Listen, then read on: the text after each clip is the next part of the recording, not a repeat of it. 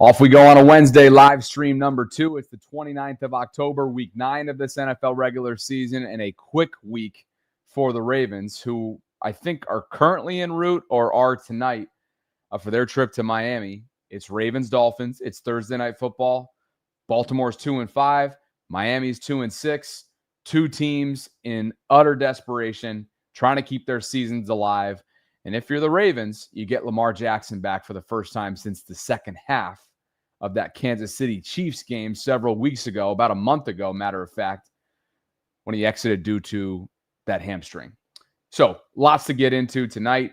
Please, if you could on the way in, like the video, subscribe, hit that notification bell, consider becoming a channel member or gift-giving membership. The guest lines are open. We'll get to them in just a bit after I provide some opening commentary here. And I got to tell you, there is a lot to like about what the Ravens just released a short while ago. It is estimated, again, this is a practice participation estimation because it was a walkthrough. It was a walkthrough Wednesday, but look at everybody. And this is coming after what? Yesterday was a full practice participation across the board. So Wednesday, full participation across the board. Teddy Buchanan, Lamar, Ronnie, TJ Tampa, and Nate Wiggins all listed as full participants, again, which was an estimation based on today's walkthrough prior to their team flight down to Florida. So great news, obviously entering a stretch where it's a razor-thin margin for error. Lamar will be back. How close to 100% will he be remains to be seen. Will there be any rust that he's trying to shake off? That remains to be seen. Will this defense continue to trend in the right direction as it has the last two games? One against the Rams, one against the Bears. Maybe not in terms of overall yardage, but points allowed. That remains to be seen. And a lot remains to be seen, but this is probably the healthiest the Ravens have been all season. You take Nnamdi Madubuike out of that conversation due to his season-ending neck injury. Obviously, that's excluding Tavius Robinson, who's dealing with a foot. And Broderick Washington, John Harbaugh just announced yesterday, as if this defensive line wasn't already thinner than thin, Broderick Washington is going to undergo surgery. And not to mention on the back end, you're still down without Ardarius Washington, who's recovering from that Achilles tear. So all of that aside, there's a lot to like going into a must-win game against the Miami Dolphins. There was a pretty serious allegation made by Mike Preston of the Baltimore Sun. He hosts a podcast with Jerry Coleman. Let me get the name of that podcast just so we're being thorough here. It's the Be More Sports Podcast. Mike Bordick also on this show as well. They talk all Baltimore sports, including Ravens and Orioles. So it's at Be More Sports Pod on X. And they released a snippet of their most recent conversation. Mike is one of the longest tenured sports reporters in this market. And he had some pretty harsh words for Lamar and made a pretty serious allegation coming off, of course, the week that he missed, the game that he missed against the Chicago Bears after being, we all remember the snafu with the injury report, listed as a full participant. Then we learned last Saturday morning that he ran the scout team, so that qualified as limited. Then he was downgraded to out. We won't rehash all of that because I'm sure a lot of you out there are already rolling your eyes because of how big of a story this became. And now we all kind of brace ourselves for how the Ravens, if the Ravens, will be punished, perhaps in the form of a six-figure fine. I think they're worth over $6 billion last time I checked. So perhaps a slap on the wrist in wake of everything that took place last week with the NBA. I'll have some thoughts on Mike Preston's commentary after I let you consume it, perhaps for the first time. Here's Mike Preston, courtesy of the Be More Sports Pod. Comfortable in saying that Lamar tapped out. I feel very good and very strong about that. He didn't want to play. And why he didn't want to play, I don't know. I don't have the slightest idea. And I'm not going to try to get into that mind of his because I can't. Maybe it's because they played two games in a row, with the Thursday night game, and then he had the Bears game. I don't know. But I do know that he just said, hey, I'm not ready to play. And maybe he talked to the medical staff, and they told him 2 games in that little bit of time, probably don't want to risk that. I do not know, but he was cleared to go out and play. And then for some reason, and whatever it is, and Jerry, we all know that Lamar plays by his own rules. Or he does whatever he wants to do when he wants to do it. And that's the way that system over there with the Ravens has worked with him. And that's fine. And that's why I suggested at one point, I just said, okay, if the Ravens don't like what he's done and he doesn't want to play, all right, then go consider a trade at the end of the season if you want to do that. Wow. Maybe you don't like, I don't know. But I'm just saying it's an option. He's in his 8th year. He's kind of slowed down a little bit, but he's still effective. He's still the superstar. But you created the system, and then you have to live with it. And either live with it or do something about it. And I think they're going to stay status quo because you see what happened when he doesn't play. Yeah. They don't win. Chew boy, there is a lot to unpack on that one. So again, let me just start with this. Mike is, again, one of the longest tenured sports reporters, journalists in the Baltimore market. And I've had a lot of conversations with Mike over the years, just in passing during my time in radio. I actually really like him. There's a lot going on, though, in that snippet. I counted, quote, I do not know, 4 separate times. But at the same time, he comes out with this tapped out thought. And let me just go back and revisit the way that I started before you guys, some of you, I don't want to say everybody in the live chat, but before some of you may start to attempt to put words in my mouth. I came out on the Saturday program the way that I did before we knew all the clarity of what took place with the oversight on the organization's part to list Lamar as a full participant when it really should have been limited, what ultimately led to, one, a massive national storyline, a league investigation, so on and so forth. Prior to learning that clarity, I came on for an instant reaction on Saturday and asked a hypothetical. Does Lamar want to play for this team? In hindsight, I shouldn't have asked that question. Because at the time, all I knew was what we knew and had in front of us at the time, which was that Lamar was a full participant on Friday. We didn't know the whole oversight at that point in time with the Ravens organization. And then, of course, they were listed. It should have been listed as limited, and then he ultimately was downgraded to out. Okay, so I feel pretty comfortable the same way, in a different way, I should say, that what Mike was just saying. I feel pretty comfortable that this wasn't a tap out, if you will.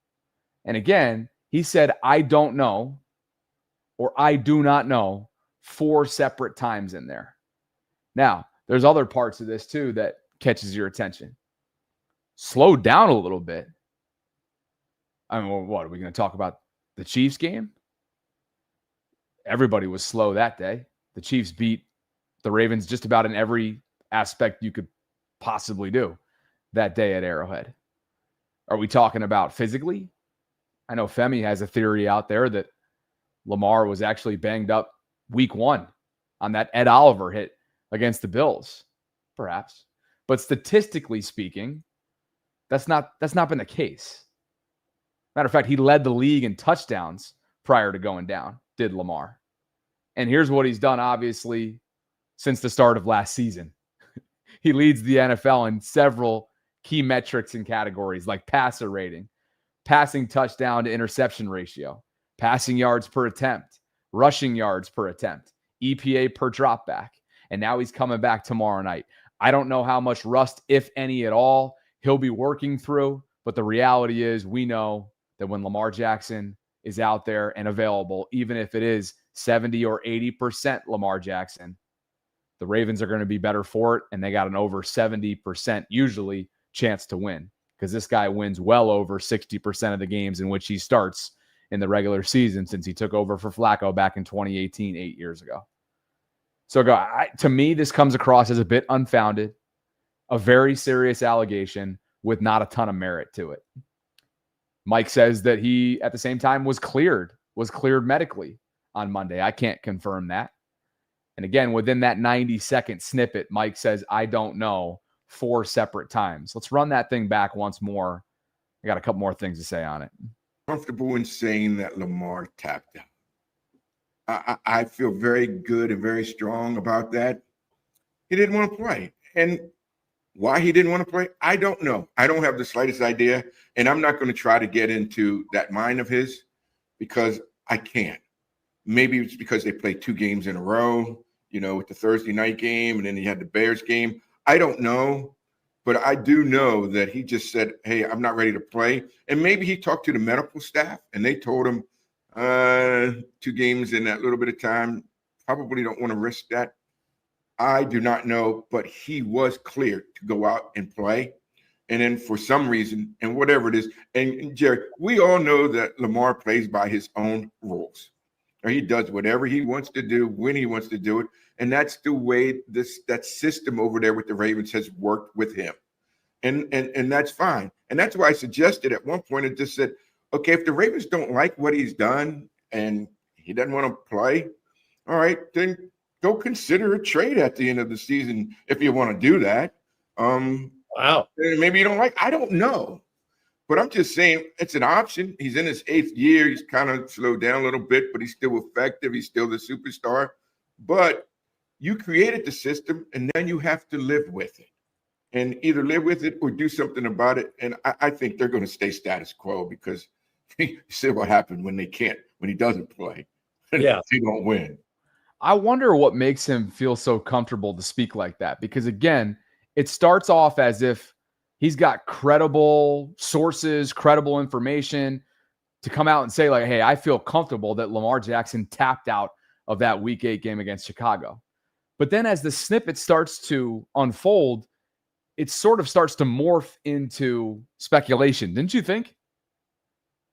It went from like a legitimate report to speculation. And obviously when you throw in 4 separate I don't knows, it doesn't exactly help your case. And on top of that, he does float out a scenario, which probably is the most realistic way of putting this entire puzzle together.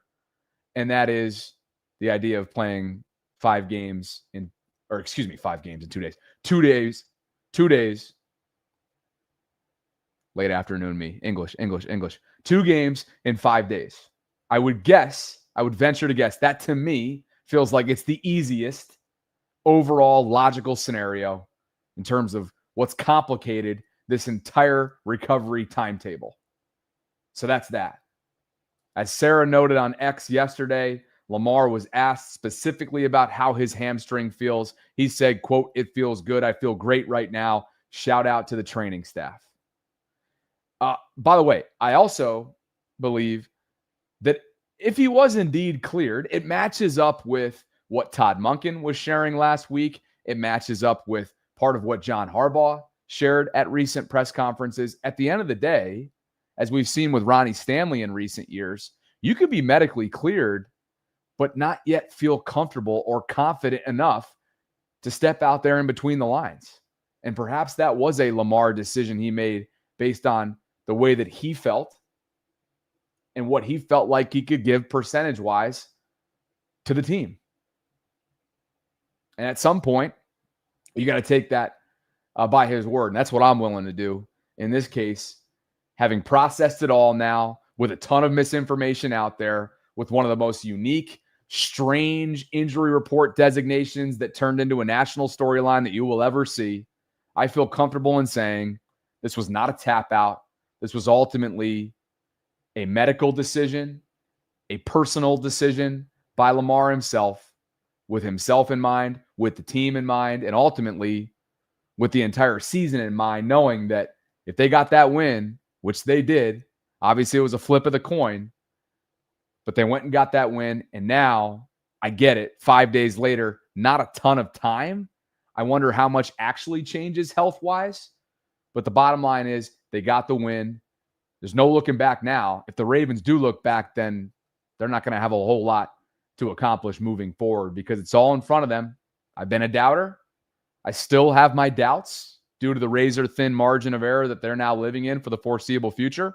But I also understand that on paper, it's a favorable schedule moving forward. I just haven't been fully able to lean into that until they show me that they're capable of, against a formidable team, which I don't believe the Miami Dolphins are, Certainly the Rams were, and I thought the defensive performance that they showcased that day with Alohi Gilman on the back end, which freed up Kyle Hamilton, great step in the right direction defensively. And I think we all know that that phase of the ball, that side of the ball, is what's kept the Ravens back for the most part collectively through a now, 7-game sample size entering week 9 with the bye now in the background in the rearview mirror. And speaking of said schedule, here it is. PFF took a look at a few things. One, the toughest schedule to date. It's been the Ravens. Okay, second toughest schedule, according to their metrics. The second toughest schedule, and we know that it was a murderer's row to kickstart this season. A first-place schedule on top of that, based on what they performed and accomplished last year. And then you add in rematching in Buffalo against the Bills, that divisional round still maybe hanging over their heads that night. But from here on out, for whatever it's worth, PFF has them listed at the 4th easiest schedule remaining mark. And over the next 4 games, not exactly the most formidable on paper opponents. At the Dolphins, at the Vikings, it will likely be J.J. McCarthy under center. Carson Wentz's season is done. At Cleveland, championship defense, not a whole lot on the other side of the ball, and includes special teams. And then a home game against the New York Jets, who are obviously 1-7, did just put up a 23-point performance in the fourth quarter to stun the Cincinnati Bengals, but I think that has a lot to do with a piss-poor Bengals defense that does not have a lot of answers for anything. I enjoyed this segment from ESPN's Get Up earlier this week, and I thought Louis Riddick shared some good insight in terms of, and look, there's a lot of positive to comb through in this upcoming segment, but there's also, I think, a lot of real talk in terms of why I'm not yet sold on this Ravens breakthrough, particularly when it comes to the defensive side of the ball. Listen to Louis Riddick, Jeff Saturday, former Raven Dominique Foxworth. There's a lot of commentary in here that I think is some good stuff. Watch this. It's either going to be the beginning or the end of their season. Was it the beginning? It's the beginning. Mm-hmm. And that, you know, if you're a Steelers fan, it makes you sick, right? Because you had every opportunity to put this one out, and you didn't. And Lamar coming back. But I think the bigger issue for me is the defense is starting to improve. Now, they still have to improve significantly more. I'm not getting crazy about them yet. But as they continue to move forward with Lamar, Derrick Henry, they can be explosive offensively. That means their defense just kind of has to hold serve. They don't got to be totally dominant. That's where it matters. This is your team, Nick. I mean, your son's got the Lamar jersey ready to go. Are they going on a run? He's taking the Lamar jersey back out. He's putting it back on. Hung it up for a couple weeks. We was looking at some Jaden jerseys coming around, but he put it back on. But I think their defense is not just the Bears game. Their defense played well against a very, very good Rams team, which was impressive. And I think the rest of their schedule going forward looks easier than the Steelers' schedule going forward. So I think I have confidence. Like, this team is not very different. Matabike is not coming back. Their defensive tackle, that hurts. But they still have so many pieces, and Wiggins is playing so much better at corner, which gives them so much flexibility defensively. I think this team, they're going to only get better and gain confidence as they beat up on some of these teams the rest of these guys. They got it. I mean, the defensive end got a sack last week. Green, he's getting Look, I understand they've had some injuries, but when this season began, they were a very popular, maybe the most popular pick to win the AFC, and I had everybody telling me they're the most talented roster in the NFL. So, I mean, are they getting back to that? This is not a team that's about winning divisions. Right. I know they have to do that before they can do anything else. But they need to play themselves into Super Bowl contender category, right? I don't know if defensively how much more progress they can actually make without having the kind of personnel that they were projected to have at the beginning of the season. Right. Look, Matabike not being there is huge. They have some holes in the middle of the defense. We saw early on in the season that offensively they can be as explosive as they've ever been. But then they start having things happen to them, like happened with Derrick Henry as far as ball security, right? There's always those kind of weird things that makes it feel like this isn't their season. But those are the weird things about this team that I can't quite put my finger on. I don't like being the person who says, I'll believe it when I see it. But with Baltimore, I can't really call it right now. I don't know how it's going to look for them over the next 9 weeks. But you know what's interesting? If you're Baltimore, you're like, are you really expecting 3 Derrick Henry fumbles and critical points? I was never expecting Right, exactly. But would you expect that we'd still at 1-5 or 2 and whatever they are, that we still actually have a shot at the division? Like, if you're Baltimore and Lamar Jackson hasn't played in multiple games and he's coming back, you're sitting there like, oh, actually, this division can still be ours for the taking. It doesn't matter. But like, they need to really go on a huge run here and really have like a clean sweep and run the table. Yeah. And look, this isn't a football team, quite honestly, that has always lived up to expectations. But the pressure's been on them. Right. When the spotlight. So there's a lot to answer there for them. That's why I'm just not comfortable making any proclamation. Yeah, but I mean, I think you'll feel a lot more comfortable if Lamar picks up where he left off. Because at the beginning of the season, and I know the offense was explosive but not consistent, which is rare for an offense that has Derrick Henry and Lamar Jackson. They weren't running the ball as well as you thought that they should. I think those things will come back. And this team, the defense will look better when they get a little bit more 100%. offensive support. I think as the weeks go on, we're going to start to buy back into the Ravens, and then we're going to have the same expectations that we have them every year, and we're going to find out when we get to the facts are, man, it's all based on Lamar, man. It sounds so cliche, but like how well he plays, he carries that thing. He opens it up for Derrick Henry. He allows all those things to happen. Without him, he is going to be the guy. He's the catalyst. If he plays well, gets back to week, get better. Yeah, everything gets better. I hope he can play some defensive tackle. I mean, but if he scores more, the opponent's not going to run the ball. He better score a lot. Derrick Henry hold on to the rock. Suddenly surging Dolphins tomorrow night. An impressive win. Sunglass Tua is cold, man. All right, so since my guy Femi Ayambadejo's in the live chat right now, I feel like that clip perfectly summarized each of our current viewpoints. Kimberly Martin, I feel like, represents where Femi's at right now. And I'm going to use one of your favorite phrases, Fem. What is it? Oh, shit, don't make me botch this. Regression toward the mean, right? In terms of what she's getting at. It's like, will Derrick Henry fumble 3 times again the rest of the next, 9-10 weeks, 2 of which in backbreaking fashion? Is that likely to happen? Probably not. I see where you're coming from on that. As far as Louis Riddick is concerned, that's more about where I'm at. He's just not there yet. He needs more evidence in front of him. Seeing is believing. Believing is seeing. Almost Christmas season. That applies to especially those who still believe. Maybe some of you will always believe in the Christmas spirit. But where I'm at is, and maybe some of you, depending on which side you're on, maybe you guys are more towards Kimberly and Femi. Maybe some of you are over there with Lewis and I. And that is just, I need to see more of a sample size that not only is this team capable of, due to one Kyle Hamilton change, not only are they capable of continuing to bend but not break, much like they did on those first 2 defensive series against Chicago, where they held them to field goals despite putting up, I think they allowed well over 5 yards per play. But also complementary football, allowing your offense more chances, more bites at the apple, taking away the football, something that they have not done as a defense consistently enough, particularly in the postseason for the last couple years. Are you able to, to me, it's like, that's where I'm at right now. I can't quite bring myself to truly invest in this breakthrough, truly invest and believe in this turnaround until I see more of it. Whereas I think, I think that, the mathematical side of things, leaning into the analytical side of things in terms of that regression toward the mean take, what are the chances, right, that Derrick Henry will cough up the football 3 more times between now and the end of the year? What are the chances of, what's another thing that what are the chances that they'll be stuffed multiple times at the half-yard line with Derrick Henry? We could go on and on and on. But I just thought that clip right there was a great representation from Lewis's perspective in terms of where I'm at, all of which is involving and dissecting the defense. This could change between now and 6 days from now.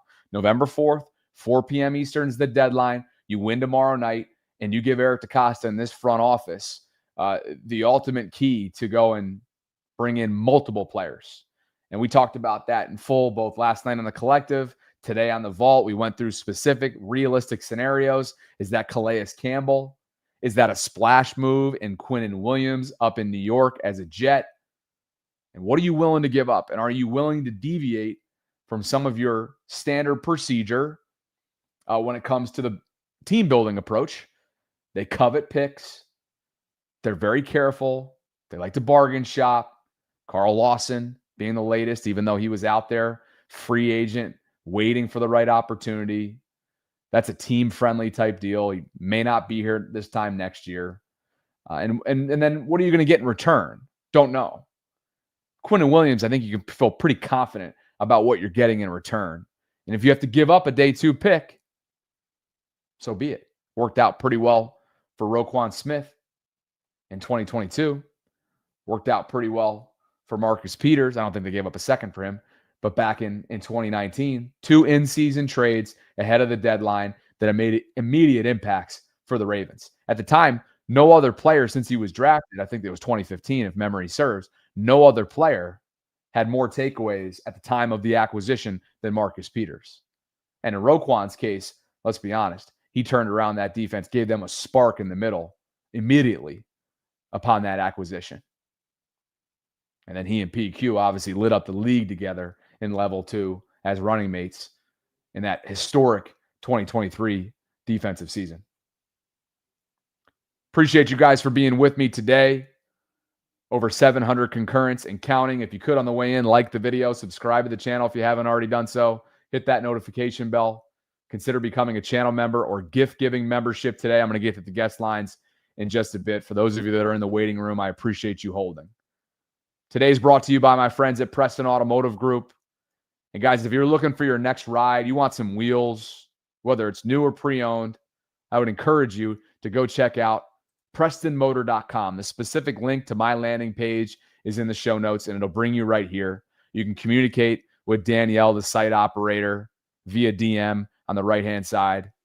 Again, all these different tabs you can choose from, the new inventory, pre-owned inventory, and it breaks down different categories as well, like vehicles that are under $30,000. You can schedule a test drive with any of their dealerships. When I'm home in the Baltimore area, I go to Preston Ford West in Randallstown. For those of you off Liberty Road, for those of you familiar with the area, you can also toggle through vehicles under $20,000, their new arrivals section. You can go under the commercial tab, Frog specials, pre-owned specials. You got Preston Automotive Group gift cards. It's Christmas right around the corner. Maybe you go check out what those consist of. I mean, literally, take your pick. Most of these sites, I feel like with our partners, they're just never ending and they're so well done. And the best part is, if you're a Bobby Baltimore subscriber, consider the idea of 2 different offers that are out there for the taking for you. One, if you let them know that I sent you at any one of their dealerships, you'll cash in $500 towards a newer pre-owned vehicle if you're in the market for it. Or if you buy 4 tires, you'll receive 50% off your alignment. You can contact them easily by filling out these forms right here if you so choose. And again, look at all the different dealership locations. Delaware, different parts of Maryland, many of which are on the beach. Aberdeen, Northern VA, all throughout the DMV. And the available inventory currently has 3,597 different vehicles to choose from. And you can break them all down by category, price, vehicle condition, year, make, location. Again, here are some of those locations like I was just mentioning. Aberdeen, Denton, Dover, Hurlock, Keller, Lewis, so on and so forth. And again, my home dealership, Randallstown, Maryland. Special thanks to Preston Automotive Group. I would love for you to follow them on Instagram. They're doing great stuff with Mark Andrews this football season. Matter of fact, every touchdown that Mark scores, and sadly it hasn't been many so far this year. Has he scored yet? If he has, it's only once. I honestly can't even remember if he scored. Maybe once. Has he scored once? Somebody help me on that since I'm live right now. Every touchdown, $890. Every Mark touchdown.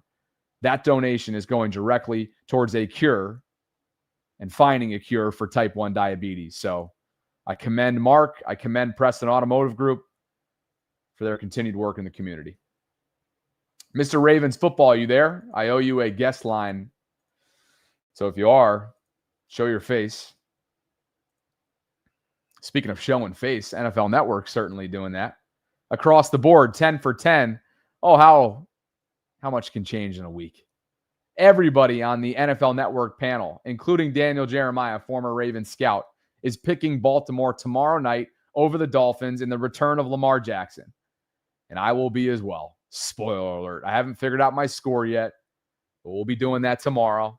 I do think, I'm not sure if I see one of those Jackson 5s or one of those 50 burgers or one of those games where the opponent just simply isn't competitive because of the type of form the Ravens show up in, but I will be picking a Ravens victory. Now, tasked with making sure that doesn't happen is Anthony Weaver, defensive coordinator for the Miami Dolphins and a former assistant under John Harbaugh, one of the many candidates that he could have chosen to succeed Mike Macdonald after he left following the 2023 AFC Championship run they went on. Here's Anthony Weaver at the podium down in Miami earlier this week. Had some unique views of Lamar Jackson. You played against him his first MVP season. You were on staff with him. I'm curious, how has he grown as a passer, but then also with the addition of Derrick Henry, just how has that improved him as a runner? Yeah, he's such a special talent, right? And I think his skill set now paired with what Todd Monken has brought from just a schematic standpoint, it's the perfect mesh, right? Because it allows him to utilize all his strengths. He can have a little bit more control of the huddle, kind of check in and out of some concepts. And then obviously, like he can pull the ball down and run at any particular point, whether it's designed or not. So I think the partnership and marriage between him and Monk has been successful, and you've seen the results of all that. I shortchanged Mark Andrews. He's got 2 receiving touchdowns so far through 7 games, so apologies there. But Anthony Weaver, I hope he gets an opportunity in this league at some point to be a head coach, but that's neither here nor there. His group is struggling so far through an 8-game sample size. Miami's 2-6. Of course, they're down Tyreek Hill and Darren Waller, and they've really had a media circus surrounding this team. And I'd have to think that Mike McDaniel's seat is very, very warm down in sunny South Florida.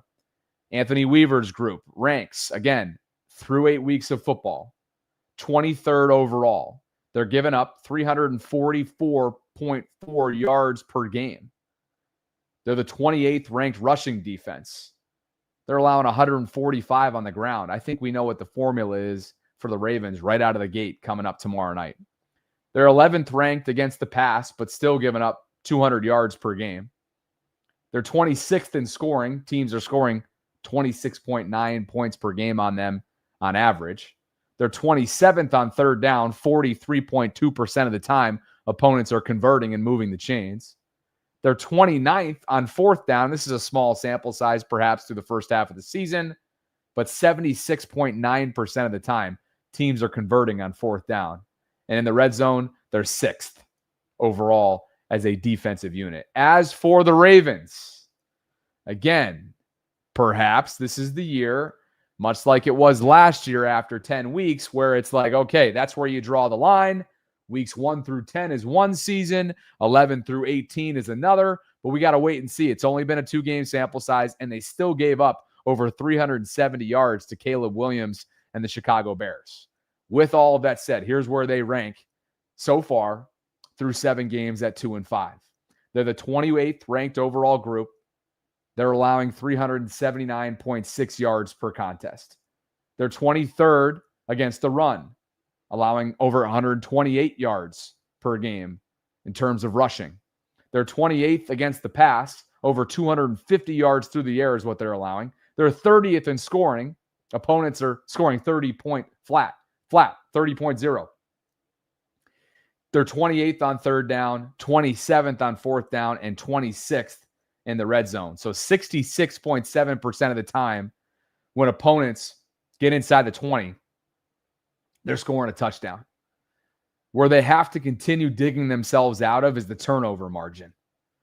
They are second to last in turnover margin at -6. It's just not good enough. You have got to start creating opportunities to give your offense more chances to close out games, more chances to keep the ball away from the opposing team's quarterback, more chances to mow down competition and wear out defenses. It's a must.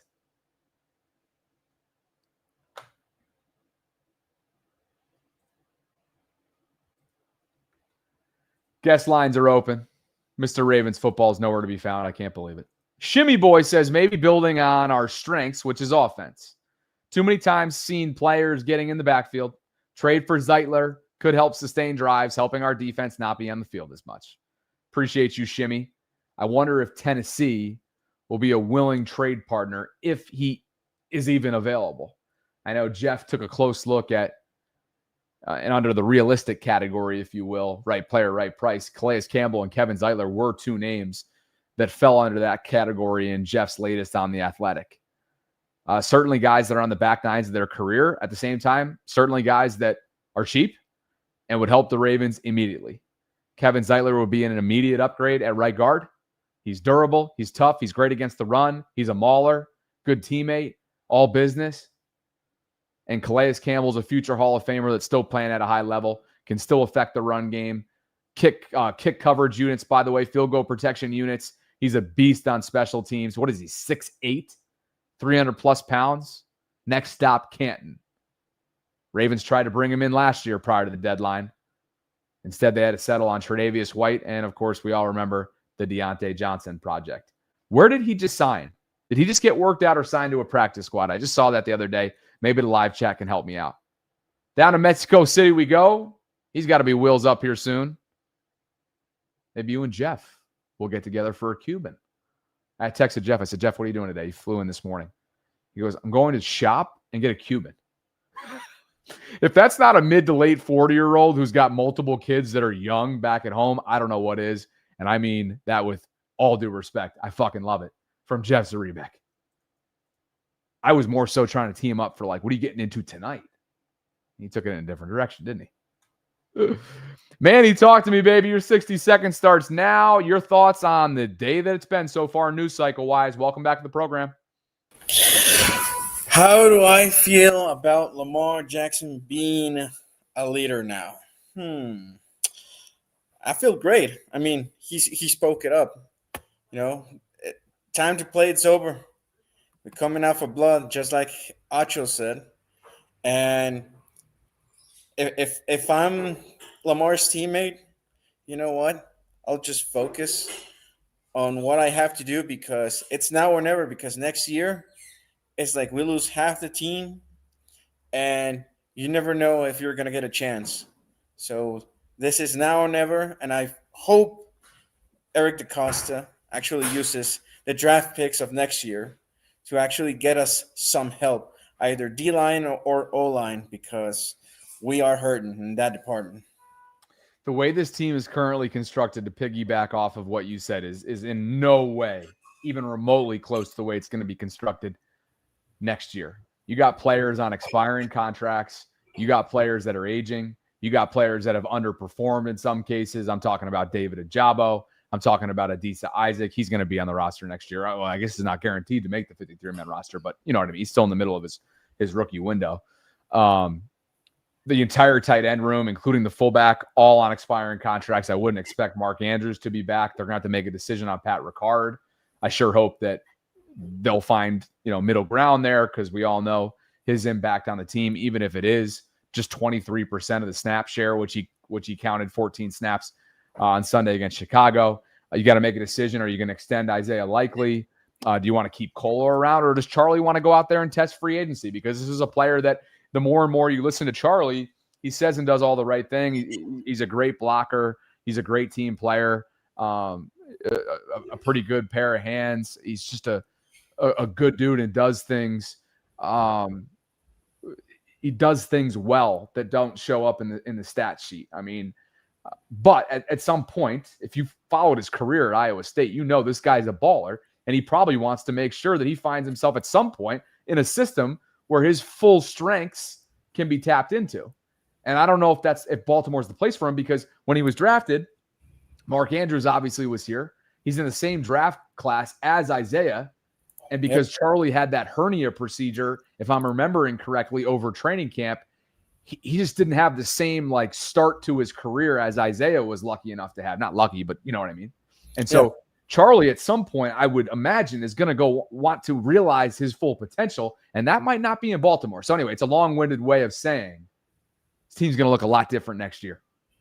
I think what's going to happen on the tight end room, I think we're going to keep Likely, and because you're going to promote Kohler to tight end 2, you pay him tight end 2 money.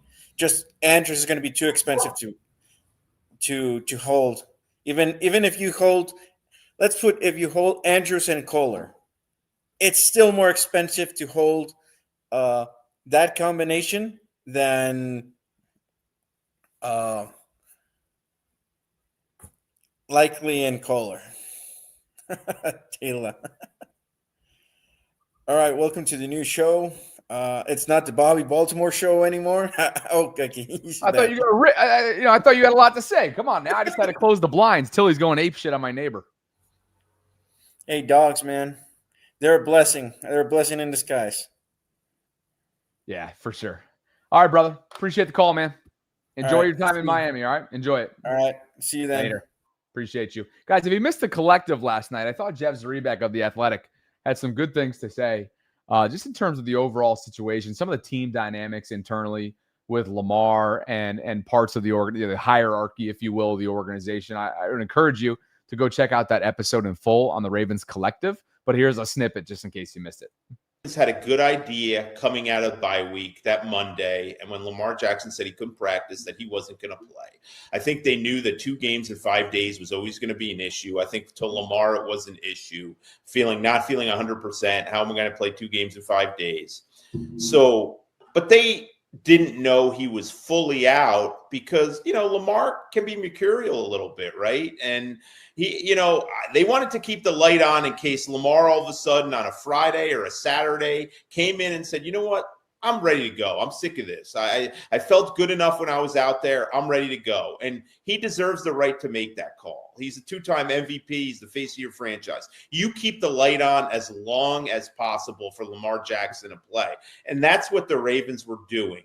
The listing him as limited, I honestly don't think they intentionally tried to deceive the Bears because it's stupid. The Bears were preparing for Lamar Jackson anyway. They did not prepare for him any different if he was full in practice or limited in practice on Friday. They're still preparing for him to play that game. Anyone and everybody said for going on even before the bye, going into the bye, that he was going to come back and play the Bears. So I don't think the Ravens felt like they were doing any edge. It was just a mistake. And they either forgot the rule that if you were like Lamar participated in the whole practice, there was no limitations on him, but he ran the scout team. And if you're a starting quarterback, you're running a scout team, you can't be considered full. You need to be considered full. You need to do what you normally do as part of your role. And what Lamar Jackson normally does is run the offense, right? In the first team offense. So that's where they ran afoul. Ian Rappaport's story on Saturday, where he said that he was only running a scout team, that got the league's attention. The Ravens had to act from there, and they had to make the change, and they're going to face discipline, whether it's a fine. They're already probably some embarrassment. I can't imagine Steve Bisciotti's too pleased, not only with the check he's probably going to have to write, but the other potential ramifications. But that is what it is. The relationship with Lamar, we could do a whole story on. We could do a whole show on, guys. I mean, there's so many, there's so many things about that we could bring up, and I don't want to hijack the whole show on it. I think the Ravens and Lamar Jackson are fine. They have a fine relationship. I think a lot of Lamar's relationships are on his terms, and I think one of the things that makes Lamar so brilliant as a player is sort of the individuality and the belief in himself and how he does things. And that also makes it challenging at times to communicate. And he believes in a certain way of doing things. He doesn't sway from that. They have got him here. His tight inner circle, his mom, his family, they are all in on this. And Lamar is frankly not going to be told otherwise by other people. That's just how he's always been. So, there's so much said and written about this while the thing was going on. I think there was a guy who wrote, the bigger story here is the Ravens tried to push Lamar to play and he pushed back. Well, I'm not buying that for 1 second, because the Ravens of all people know you're not going to force Lamar Jackson to do anything. When his mind's made up, he's not doing it. So good luck with that. They're smart enough to know you're not going to push him into doing anything. The second part of it is Cole, one of your buddies, and Bobby, you may be buddies with him too. Spencer Schultz had a really couple interesting tweets about communication with Lamar and how the Ravens are scared to communicate with him. I think he made some good points. I wouldn't necessarily say they're scared to communicate with him, but I think it's always been a challenge communicating. And I just think that's what it is with a player who doesn't have an agent, who has this firm belief in himself, who is very unique, very deliberate with everything that he does. And I think that's led to some challenges. And yes, I think at times, the Ravens walk on eggshells around Lamar Jackson. They don't, they want Lamar Jackson happy. They want him engaged. They want him happy with how things are going, believing in everything. They don't want him pissed off. They don't want him to withdraw from the team and to be carrying on and not happy. A happy Lamar is a productive Lamar, and that means a productive Ravens winning team on the field. So I think there's a push-pull there and how much they ask, how much they expect, and all that. Again, it's complicated, fellas, and I could talk about this for an hour. But yeah, I think at some, they really walk on eggshells at times and not wanting to, give up anything that he's not going to be happy about or put him in a tough situation. And sometimes in turn, that leads to them being in a tough situation. And I think we saw that a little bit this past week with the injury report, but I don't think they were forcing him to do anything. I think they knew he likely wasn't going to play, but they were also giving him every opportunity to practice as much as he wanted and to get back and to give him an opportunity to say, you know what, I'm feeling good. I'm ready to go Sunday. Because if he even came to them Saturday morning at that walkthrough on Saturday and said, I'm ready to go, guys, he's starting quarterback Saturday, even though he hadn't taken he's starting quarterback Sunday, even though he hadn't taken a first-team rep all week. It's a long snippet. I get it. So thanks for bearing with me on that. But again, I would highly encourage you guys to go check out last night's episode on The Collective, because there's nobody that I trust more. There's nobody that has more of a feel for this organization. There's nobody that's been on the front lines, so to speak, of this Lamar Jackson era more so and more thoroughly than Jeff Zrebiec. And I believe him, and it makes a lot of sense. That's great insight there. Just because, and I actually saw a comment from my girl Shelley here a minute ago that I wanted to bring up. It's not a super chat, but I wanted to respond to it because I think it's a fair question. Where is it, Shelley? Oh, man, there's so many comments in here. Evan's bitching about God knows what related to the vault structure and whatnot. I wish I could say I'm surprised by that. Evan.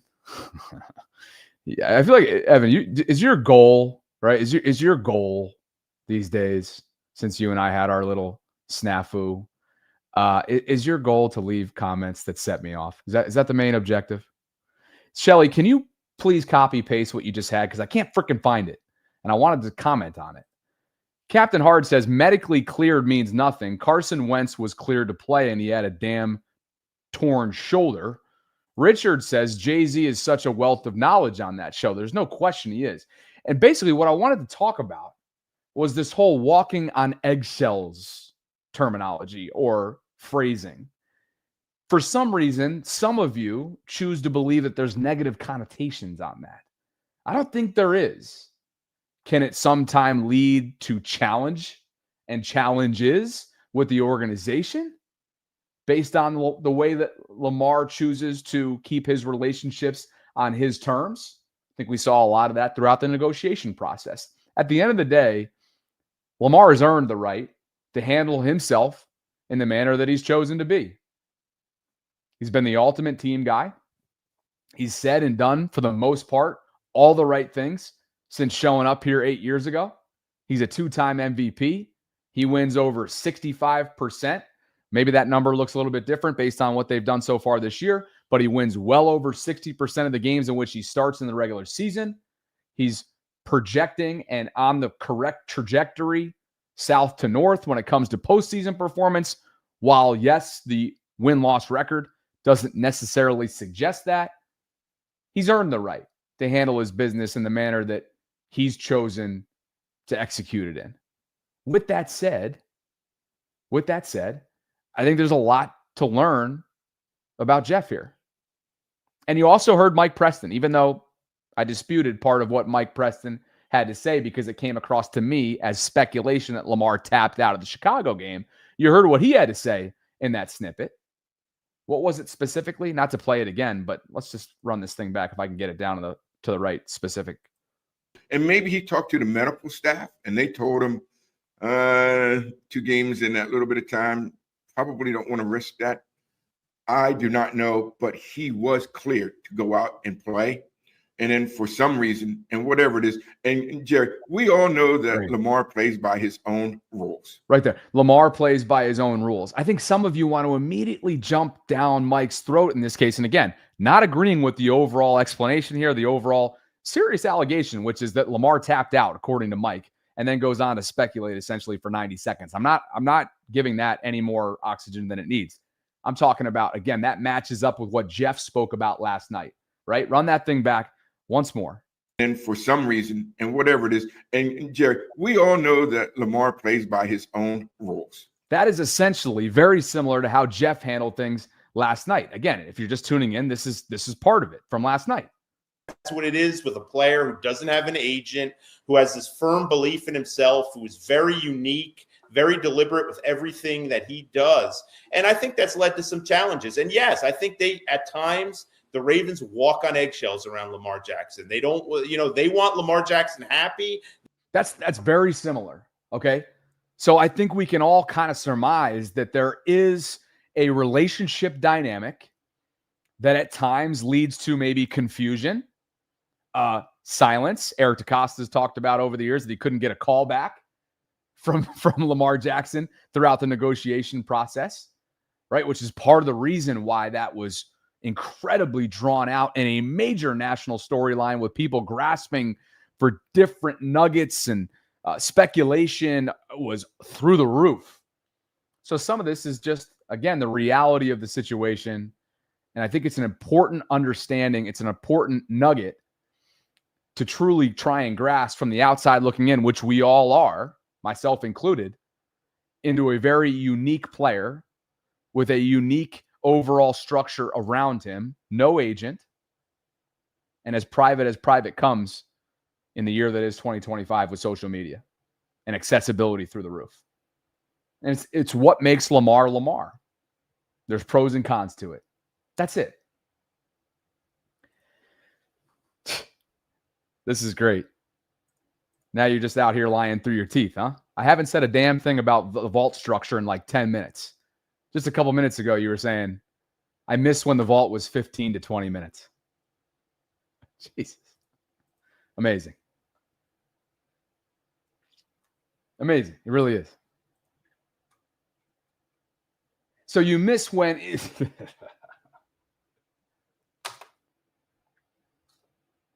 the vault has experienced such growth, such support, and gone to new heights that I never would have dreamt of within a 4-year period, under a 4-year period. And yet you're saying you miss when it was a 15 to 20 minute audio only show outside the YouTube space. It's one of the, I'm not even gonna, it's amazing. Fucking amazing.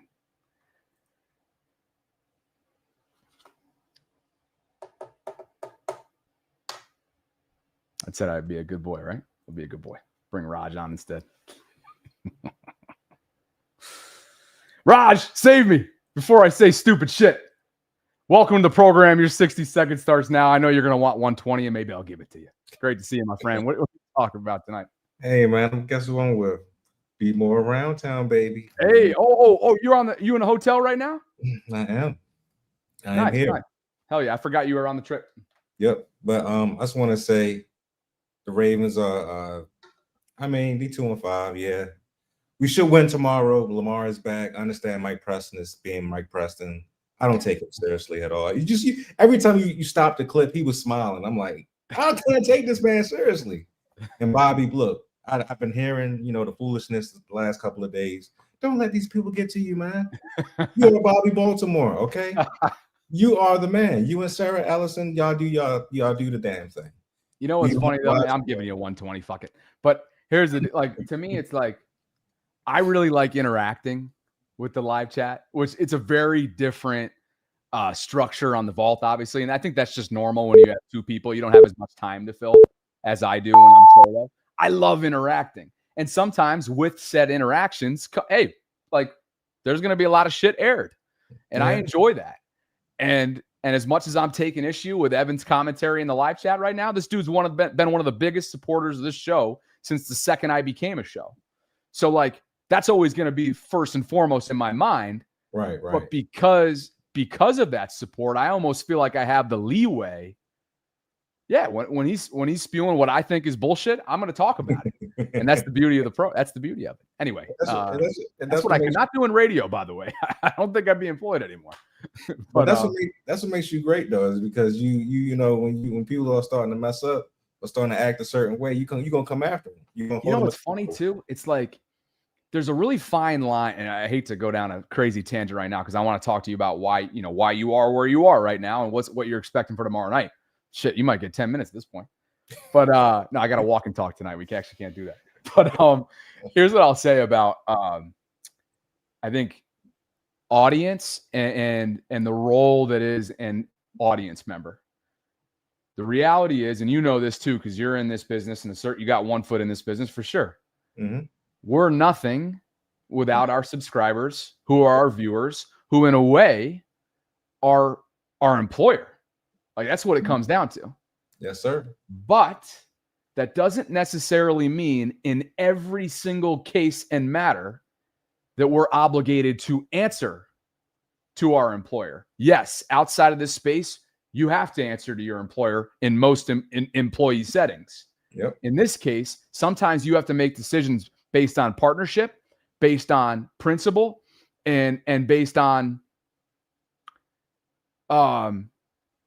the objectives of your show.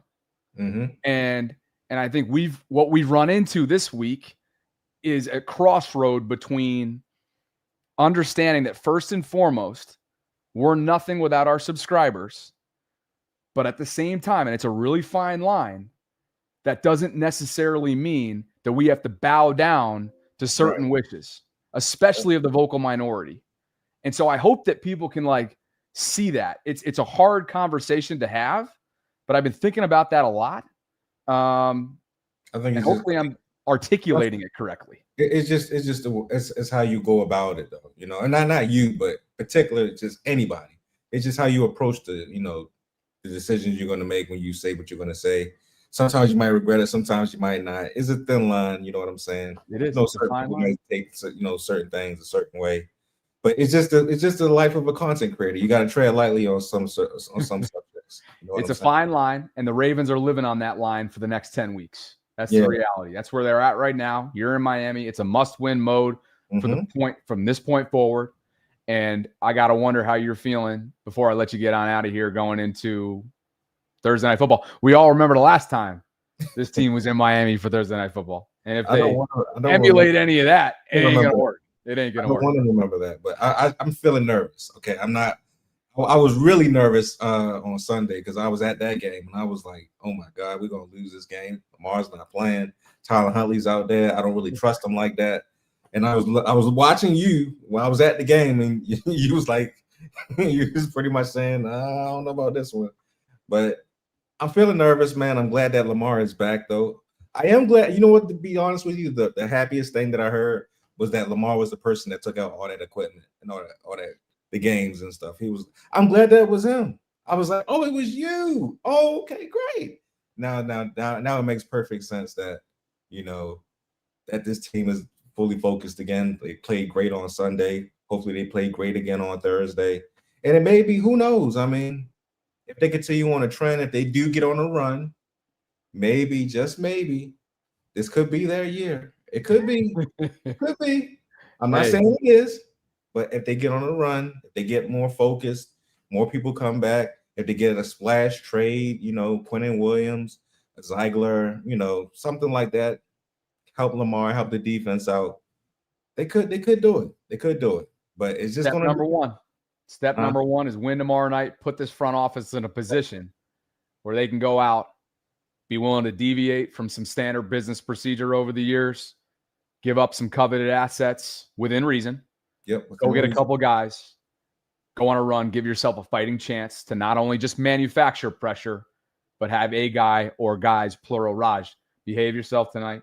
Enjoy the Be More Around Town experience. I know I can vouch for that. You can as well. That it is the go-to road trip type of experience. Brian and his team do great job. Tell everybody I said hello, please. Oh, and I hope you enjoy yourself. Thanks for calling in. Brian. I'm going to talk to him again tonight. All right. Love it. Enjoy yourself. I sure will. Stay safe out there. And look out for Zrebiec. He's probably trying to track down a Cuban somewhere. So you go enjoy that. Oh, look at the wait. Look at this. What a pleasant surprise who's in the waiting room right now. She's never called in, I don't believe. About to meet Shelley for first time here in a second, face-to-face. Wes Hall says, I live for the drama. I can't keep doing the drama, especially with Shelley now in the waiting room. I feel like I'm going to get scolded if that's the case. Maybe not. Maybe she'll bring the drama. You never know. Appreciate you guys for being with me this early evening. It's a walk and talk at 6:10. So, Shelley, we got to be on our shit right now. Over 800 concurrents. Like the video, subscribe to the channel, hit that notification bell. You guys know the drill. We're gearing up for Thursday Night Football. It's 8:20 tomorrow. That means the vault will be coming on around, what do we think? Midnight? 11:30? Hopefully not that late as midnight. That's going to be a problem. Anyway, Shelley, great to see you. Welcome to the program. How you doing? I'm good. How are you? I'm great. Good to finally meet you. I know. So exciting. Remind me what you chatted me a few minutes ago.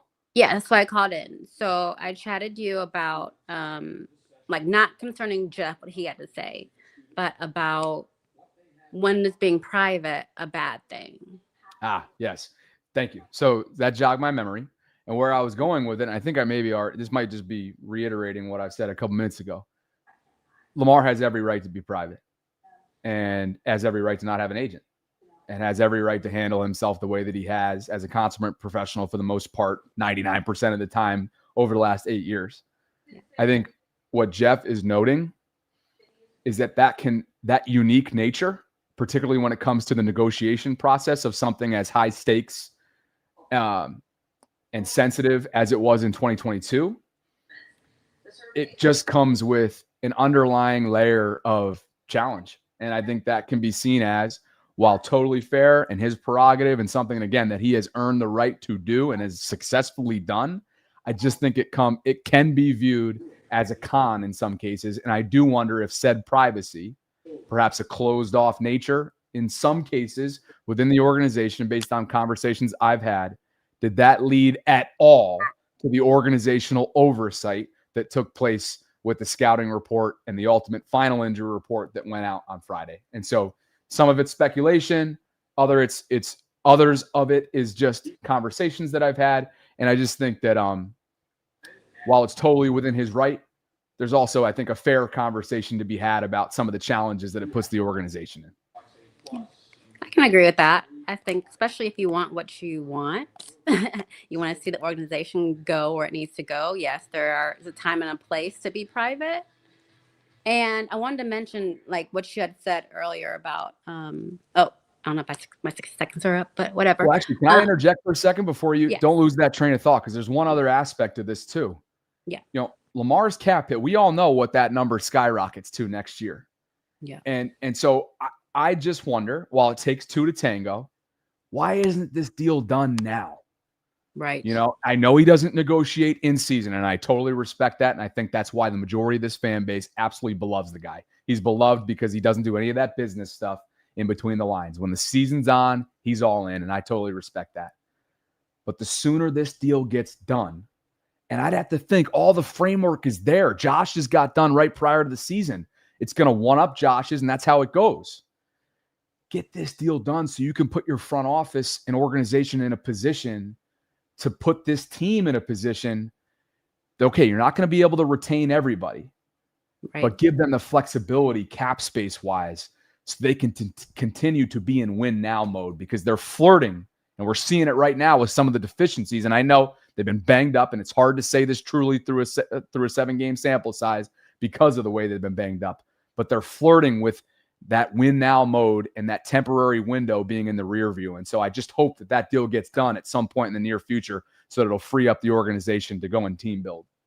Yeah, I agree. I definitely agree. I think it needs to be done, not the tension that happened last time when negotiations and stuff. And Yeah, it definitely needs to happen. But I was going to say, I'm with you. Like, I'm in the middle. Like, I have high hopes for the team, and then I'm realistic hopes. And Kadri had made a really good, something I was watching. He made a good saying. He said that, yes, these last 2 games that we saw the Ravens defense doing well, they did great, but look who are they playing against. And I think we have to temper expectations too, because the Bears, it was great. They played great. But what's going to happen if we do make it to the playoffs and we play the better teams with the better quarterbacks? I think the Rams are, championship-esque. I don't see them coming out of the NFC. I think I'll give that to either Green Bay or Philadelphia at this current juncture. But yeah, I think Kadri echoes some sentiments that I've shared, or I would echo his sentiments. Yeah. Because I'm almost just like, again, and I think Louis Riddick in my first clip that I had well earlier on in the show said it really well. And this is the big gap there is between Femi and me right now. Like for me, and Fem's in the live chat right now, I think he's a little bit behind based on what he's talking about. Meaning behind in the show, not on commentary. He's always spot on. We have had a couple disagreements lately, though, which I live for. Yeah, I love that. Yeah, I live. If you're not living for disagreement, then come on, you're living a vanilla life. It's like, come on now. Yeah. Oh shoot, where the hell was I going with that, Shelley? Rams. So, okay, here you go. He's 30 minutes behind, Bobby. Okay, all right, copy that. He's 30 minutes behind. Thank you for the context there. Louis Riddick is like, hey, yo, show me. It's a 2-game sample size. Yes, it stems from the Alohi Gilman edition, which allowed Kyle Hamilton to be freed up. But show me you're going to be able to live in this current phase of having to manufacture pressure. Had Caleb Williams in those 2 opening drives not stalled out the way they did, they were averaging 5.7 yards per play the first 2 drives. And the Ravens defense bent but didn't break, ultimately leading to 2 field goals. Great. Are the upcoming opponents of the world going to do that? Yes, they probably will, because everybody on paper sucks over the next 5 weeks. But you know what I mean? When they get to their AFC North division opponents, is Pittsburgh going to do that on their opening drives? Maybe. But the championship teams, particularly when it comes to January and you're playing in the playoffs and it's do or die, are not going to do that. And hopefully they'll have answers if they qualify months down the line. But that's all I'm saying. I just need to see more before I really sit here and just be instilled with this infusion of confidence. And it sounds like maybe you're on the same page. I am. I have hopes. I always bet on Lamar, but just seeing the defense, and like you said, if they hadn't stalled out on those first 2 drives when they were just going down the field like Caleb was Patrick Mahomes, that's how he was looking. That's how he'd been making some quarterbacks look lately. Where would this game have gone? Yeah. And not to mention, sorry to interrupt. What was that? No, so I'm glad that the defense held. They bent but didn't break. I was so happy to see that. But we have to be better on not starting off slow and then working our way in. I feel like I've mentioned this a couple times this week, so maybe some there's going to be some eye rolls out there, but a lot of things could have looked differently about the outcome on Sunday. Chicago had 3 key members of their secondary down with injury. They had a 58-yard punt that pinned the Ravens deep into their own territory, called back because of an illegal formation. As much as I love the D-Hop catch, I think he got away with OPI there on 3rd down. And hey, some of this stuff happens, right? And you just got to, how you going to break it? It's a wonky game. There's fluky things that happen. Like, how are you going to respond? And the Ravens ultimately were on the right side of a lot of those calls. And I know a lot of you guys probably think they're often on the wrong side, and that can be the case. They are. Time to time. And when it comes to Lamar, oftentimes he's officiated differently than other quarterbacks. So anyway, Shelley, it was great meeting you, and I appreciate the call. Too. Thank you. Enjoy the rest of the week. And it's a short one, Thursday Night Football, baby. Big Raj is there. Maurice, final call of the night, and you know where I'm headed after. Welcome in. I'm putting your ass on 60 seconds, too. As much as I want to give you triple. You already took quadruple earlier in the week, didn't you? I'm only playing. Welcome into the program, Maurice. Welcome back. Good to see you, dude. Hey, Bobby, how you doing? Well, I got my own little prediction for the Thursday night game. So, yeah, realistically speaking, I got us winning the ball game by, by two scores. It's like, let's just be honest. It's like the Dolphins overall, they're not a good team. It's like the Dolphins are going nowhere fast. So, like, I predicted this should be another coming out party for Lamar. Now, I had a off-topic, well, sort of off-topic. I had a small little interaction with Kadri Ismail, and I predicted that Lamar is going to have a coming out party in Miami. However, offensive line, still an issue. Daniel Falele, still an issue with him. Falele, look out. But, look, offensive line is going to be on an A game. So, got to emphasize protecting my quarterback. So, if we do that, guaranteed we're going to win the ball game. Maurice, you're the man, brother. Appreciate you for never missing the show. Catch up with you soon. Always coming in. I do owe you. I owe him like 3 or 4 minutes after I gave Shelley it's 5-10 minutes. But appreciate you guys. As always, gotta go. Like the video, subscribe, hit that notification bell. Consider becoming a channel member or gift-giving membership. I would love for you to join the Bobby Baltimore Discord server. There's over 1,000 members and counting. It's a great place to interact with other like-minded Ravens and Baltimore sports fans. And that thing's been cooking today. A lot of commentary, a lot of dialogue. I appreciate all of you, everybody, for weighing in, whether it's passionately, whether it's chilly, if that's, casually, or even if I disagree with it. I'm going to call it how I see it. And I think that's the beauty of this community. I hope you guys appreciate it. So anyway, tomorrow, Vault, 12 noon Eastern, pregame show, 7 o'clock, postgame show after the press conferences once things finish up at Hard Rock Stadium. Okay? Thanks, guys. Appreciate you for being here. Shout out Femi for mixing it up in the live chat. Shout out everybody for getting involved, including the folks that called in. I'll catch up with you tomorrow. Thanks, guys.